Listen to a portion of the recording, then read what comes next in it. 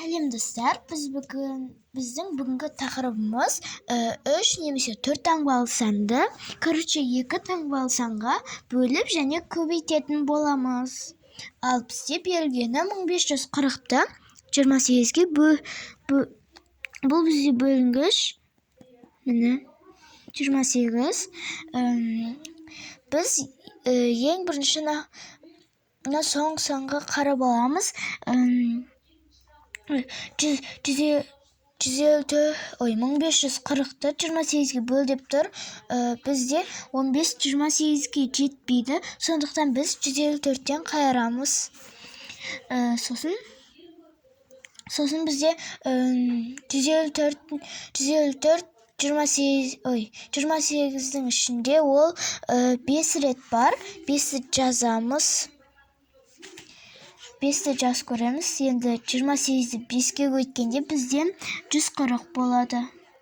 140 болады. 154-тен 140-ты азайтамыз. 0, 5-тен 4, 10, 4-тен 0, 4.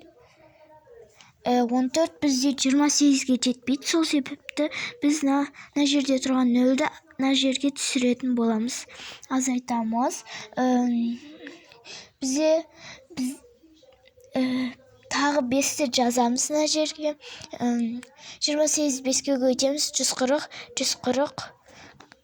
Міне. Бізде осылай есептің мәні шығады. Міне. Осылай шығады есептің мәні. Ал бізде келесі көбейту.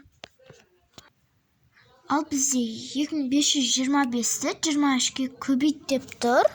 23-ке көбейт деп тұр. Біз ең бірінші соңғы сан, біз бірліктен бастап көбейтеміз. Міне. Біз бірінші сандардың барлығын бірлікке көбейтіп аламыз. 5-ті 3-ке көбейтеміз. 15, оның бірі ойда. Біз 5-ті жазамыз на жерге. Ал сосын 2-ні 2-ке көбейтеміз. 4 болады. Ойдағы 1 мен 5 болады. Сосын 5-ті 3-ке көбейтеміз. 15. 5-ін жазамыз да тағы бір ойда. Сосын 2-ні 2-ке көбейтеміз. 4 болады.